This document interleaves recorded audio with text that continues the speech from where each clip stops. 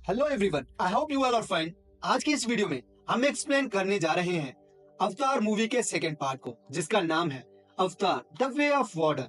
हम इस मूवी के पहले पार्ट पे एक वीडियो बना चुके हैं। अगर आपने वो अभी तक नहीं देखी तो उसका लिंक आपको डिस्क्रिप्शन में मिल जाएगा। तो चलिए बिना किसी देरी के इस इंटरेस्टिंग एक्सप्लेनेशन को शुरू करते हैं। जैसे कि आज सबने देखा था कि फर्स्ट पार्ट में कर्नल क्वार्टरेज ने पेंडोरा के लोगों पर हमला कर दिया था, वो कीमती एलिमेंट हासिल करने के लिए। पर जैक और नेत्री और उनके बाकी साथियों ने उसे ऐसा करने से रोक लिया था और बाकी इंसानों को भी उस प्लेनेट से बाहर कर दिया था। और उसी पार्ट के लास्ट में हमको दिखाया गया था कि अभी जैक कबीले वालों का सरदार बन गया है और अब से वो उनके जैसा है। अब अवतार पार्ट 2 की शुरुआत होती है 10 साल बाद, जहां हम देखते हैं कि नेत्री और जैक ने शादी कर ली होती है और वहीं पे उसके बच्चे भी पैदा हुए होते हैं। इन लोगों की एक बड़ी बेटी भी होती है जिसको इन लोगों ने गोद लिया होता है। दरअसल वो डॉक्टर ग्रेस की बेटी है जिसको उन्होंने अपनी बेटी समझ के पाला पोसा होता है। जैक के 2 बेटे हैं, एक का नाम नीतियाम होता है, दूसरे का नाम लोआक और बेटी का नाम टुक होता है।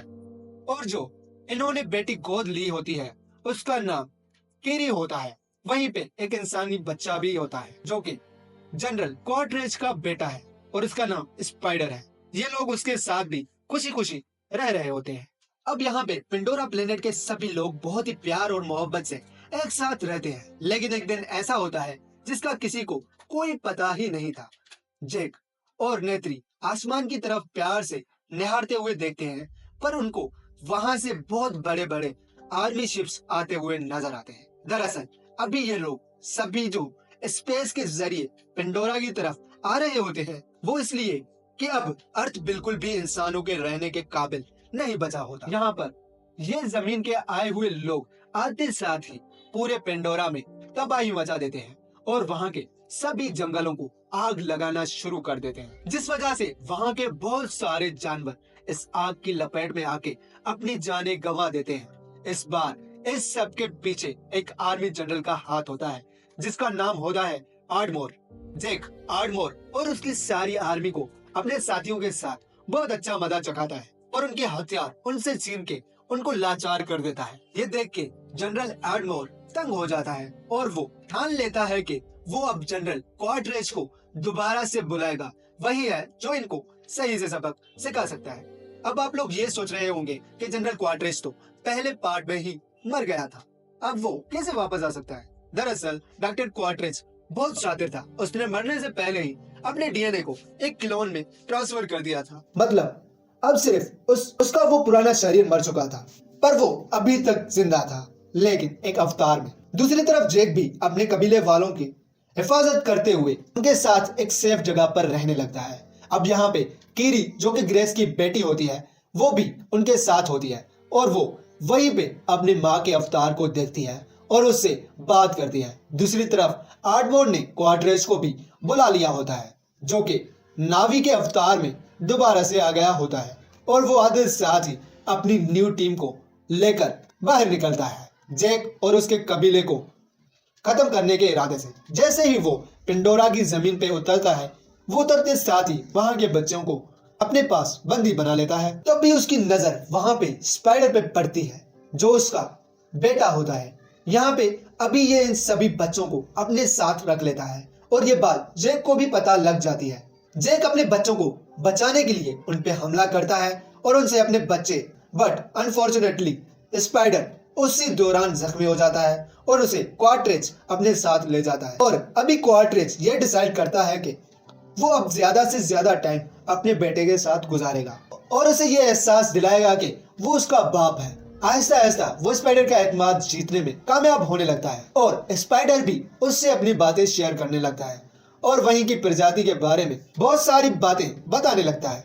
अब वहीं दूसरी तरफ जैक अपने कबीले के लोगों को बुलाता है और अब यहाँ पर जैक भी अपने कबीले वालों को बोलता है कि अब हमारा यहाँ पे रहना खतरे से खाली नहीं है, क्योंकि स्पाइडर के जरिए वो हमारा ठिकाना आराम से पता लगा सकते हैं और अभी हमें यहाँ से चलना होगा। ये लोग वहां से निकल के समंदर की दूसरी तरफ जाते हैं जहाँ पे दूसरे कबीले वाले बहुत ही अच्छे होते हैं और वो इन लोगों को शेल्टर भी दे देते हैं। इस पार रहने वाले लोग जेक वालों से रंग रूप में थोड़े अलग होते हैं और खासियत में भी उनसे बहुत ज्यादा मुख्तलिफ होते हैं।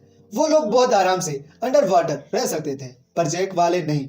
लेकिन उसके बावजूद भी ये लोग उनको ट्रेनिंग देते हैं। आदी न होने की वजह से ये लोग इतनी देर तक पानी में रह नहीं पाते, मगर कीरी को ये सब बहुत अपना अपना सा लगता है और वो सबसे ज्यादा टाइम पानी में रह लेती है, पता नहीं क्यों। दूसरी तरफ क्वार्ट्रेज भी स्पाइडर को सभी टेक्निक समझाता है। दूसरी तरफ क्वार्ट्रेज और स्पाइडर वाले जेक और उसके कबीले की तलाश में जगह जगह से पूछताछ करते हैं, पर उनको कुछ नहीं मिलता। तभी क्वार्ट्रेज गुस्से में आके सभी कबीलों को और वहां सभी जीव जानवरों को आग से जला रहा होता है। इसके बाद स्पाइडर क्वार्ट्रेज को कहता है हमें इन ड्रैगन्स की मदद से जाकर उन लोगों का पता ढूंढना होगा। क्वार्ट्रेज भी अपने बेटे की बात को तरजीह देता है और ऐसा ही करता है और ये लोग उन ड्रैगन्स पे चढ़ के चल पड़ते हैं। दूसरी तरफ हम देखते हैं जेक का बेटा लोआक अपने दोस्तों के साथ मजाक मजाक में समंदर के बहुत ही खतरनाक हिस्से में आ जाता है और वहाँ पे उसके दोस्त भी उसे छोड़ जाते हैं। उसके ऊपर वहाँ पे एक समंदरी मॉन्स्टर हमला कर देता है। वो मॉन्स्टर ऑलमोस्ट उसे जान से मारने वाला ही होता है, पर वहाँ पे पाइथन नामी शार्क आता है जो उसे उस जीव से बचा लेता है। और ऐसा होने के बाद पाइथन और लोआक की एक दूसरे से बहुत अच्छी दोस्ती हो जाती है। दूसरे सीन में हम देखते हैं आर्मी वाले वहाँ पे समंदर में मौजूद शार्क्स के जिस्म के अंदर जाके एक यूनिक किस्म का लिक्विड निकालते हैं, जिसकी मदद से किसी भी इंसान की उम्र बहुत लंबी हो सकती थी। और ये लिक्विड बहुत ही ज्यादा एक्सपेंसिव होता है। लोआक को इस बात का पता लगता है, जिसके बाद वो अपने दोस्त को बचाने के लिए समंदर में कुछ बच्चों के साथ चला जाता है, मगर क्वार्ट्रेज उनको पकड़ लेता है और अपना बंदी बना लेता है। इस बात का पता जेक को लगता है, जिसके बाद वो टोनवारी के साथ मिलके उनपे हमला करने के लिए निकलता है, क्योंकि अब वो इस चीज से बिल्कुल बेजार हो चुके थे। वहां पहुंचते ही जेक देखता है शिप के ऊपर उसने बच्चों को बंदी बनाया हुआ है। वो ये डिसाइड करता है कि यह लड़ाई सिर्फ उसकी और क्वार्ट्रेज की है, तो इसको वो अकेले ही हैंडल करेगा। तभी वहां पे पाइथन आकर अपने दोस्त को बचाता है। पाइथन मतलब वही शार्क जिसका दोस्त जेक का बेटा था, और वो आते साथ ही आर्मी के शिप्स पे हमला कर देता है। दूसरी तरफ टोनवारी भी इन पे हमला कर देता है। टोनवारी की बीवी भी पानी के जीवों की मदद से इन सब पे हमला कर देती है और शिप के अंदर स्पाइडर भी अपने भाइयों को बचाने के लिए आर्मी के ऑफिसर से लड़ता है। जेक जोरदार हमला करता है क्वार्ट्रेज पे और उधर दूसरी तरफ जेक का एक बच्चा भी जंग में मर जाता है और क्वार्ट्रेज यहाँ पे कीरी को अपने चाकू की नोक पे रखता है और दूसरी तरफ टोनवारी भी स्पाइडर के खंजर रखकर क्वार्ट्रेज से बोलता है कीरी को छोड़ देता है। वो अपने बेटे के प्यार की वजह से कीरी को छोड़ देता है और यहाँ पे जेक और क्वार्ट्रेज की बहुत हैवी फाइट होती है, जहाँ पे जेक उसे वहीं पानी तड़पा तड़पा के मार देता है। आखिर में ये सभी लोग पूरे समंदर और पिंडोरा पे होने वाले नुकसान की वजह से बहुत इमोशनल होकर प्रे करते हैं और यहीं पे इस मूवी का पीसफुली एंड हो जाता है। तो दोस्तों, उम्मीद करता हूँ कि आपको ये वीडियो पसंद आई होगी। आप में से बहुत सारे लोग हमारे चैनल को सब्सक्राइब नहीं करते, तो यार मेहरबानी करके सब्सक्राइब कर दो, क्योंकि बहुत सारी मेहनत लगती है इन वीडियोस को बनाने में। और अगर आप सब्सक्राइब करोगे तो हमें दिल से खुशी होगी। और आपको नेक्स्ट एक्सप्लेनेशन किस मूवी की चाहिए कमेंट करके जरूर बताना। मिलते हैं अगली वीडियो में, तब तक के लिए गुड बाय।